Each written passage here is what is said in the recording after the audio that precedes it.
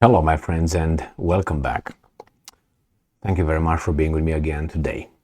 Well, and I think the first Irish volunteer was killed in Ukraine, fighting on the Ukrainian side near Bakhmut. And the Russians were upset with how the Irish government communique read, whatever they described the whole thing, saying that he died for something like his values or something like that. And the Russians took offense because what do you mean values coming and killing our people and so on, something like that, or his principles or something like that, making it like an admiration for the guy that he died in the way he died, and the Russians were upset about it. The fact is, a guy died, and let's see what happened. Here we have this article from the New Voice of Ukraine. So it says that Irish volunteer fighter killed near Bakhmut, April 28, 2023. So I think this is a Ukrainian thing, but hey, I might be wrong. I'm not sure actually. Anyway, so Finbar Kafrkay, a native of Achill Island, was killed while fighting alongside Ukrainian troops near Bakhmut, Donetsk Oblast, the Irish Independent reported on April 27th. According to the article, Kafrkay had combat experience from fighting ISIS militants in Syria. I told you a lot of people we're going to find out they were involved in the military, and some of them, as the Poles reported in one incident, he's going to come back and is going to go back into the military. His family told the newspaper they are still waiting to hear details of his death. And I'm quoting, "We are grieving. It's a private matter. I don't want to say anything further," end quote. The Independent quotes Kafrkay's father, Tom. Irish Foreign Minister Michael Martin also honored Kafrkay's memory. I think that's what the Russians were about. This is what his principles. And I'm quoting, "It is clear that he was a young man with clear principles," the minister said. And then the Russian said, "What do you mean, principles?" Okay. And I'm quoting, "Our thoughts and prayer are with the families today. His family has asked for privacy, and I will not comment on this at this time. I will allow the family to mourn this very sad loss." So that is the news coming from the Ukrainians.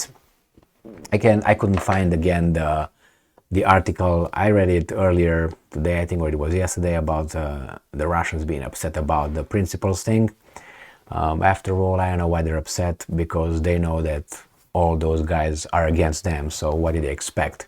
I mean, if the Irish guy, whatever his name, I didn't catch it, not his name, the title. What was this guy's title? Irish Foreign Minister. If the Irish Foreign Minister wanted to call this guy a hero, what would the Russians do about it? Nothing. Roll another cigarette and that's it. Sometimes I don't understand why the Russians still bother to be offended or point fingers at things that the other side doesn't even care. Like, I have another article already that I don't think I'm going to make a video on, where it says that the German military trains the Ukrainian military.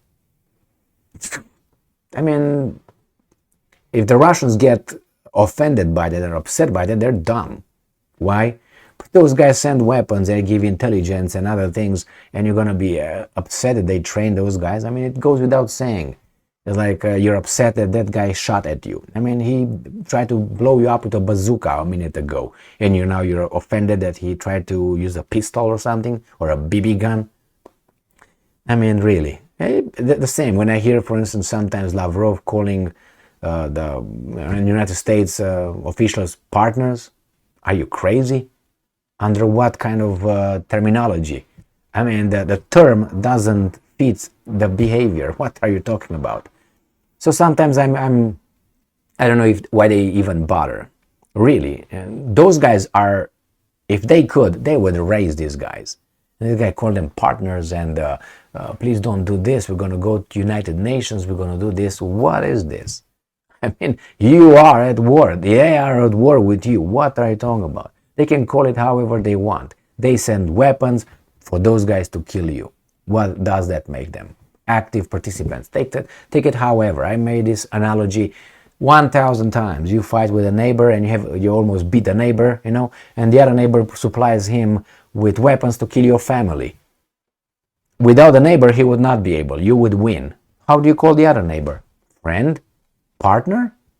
No, enemy. So it's just, and I think the Russians, this is another thing that I observed, and they go step by step. You have to break it.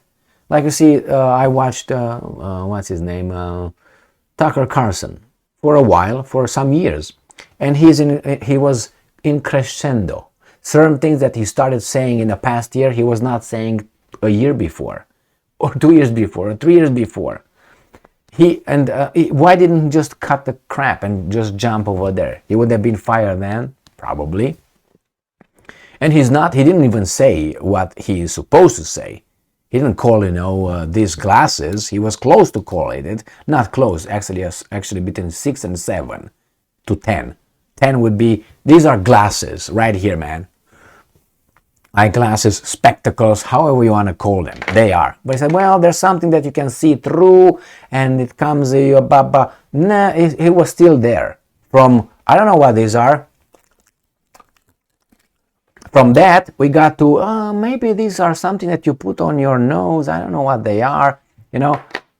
This is what's going on. I heard people telling the truth like it is. But guess what? You don't find them in the mainstream. I wonder why.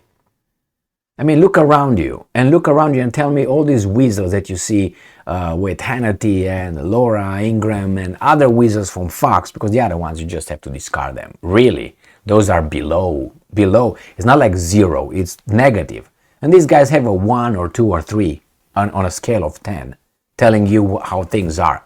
Now, if this is the level of our information that we receive from the mainstream, it is not about being extreme. It's about telling things as they are. They don't even dare to call the physical condition of obesity fat. They will not call it that. It's fat. No, it's obese, or not even obese. You can say it's something else. It's a condition when the body, you get big boned or you're big. What is this? It's weasel world. So the same thing is with telling the truth, how you see it. You have to go like, But the problem is the other side uses the right terms for the actions. Why? Because they have the power. These guys are, should I say it? Should I not say it? You can't tell the truth if you don't really describe what you see correctly and use the right terms. You will miss the point. You confuse people, and besides, you're a weasel.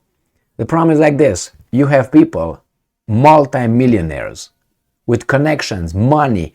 They know one another. I don't see them building monolithic news medias or something to give us more about what's going on.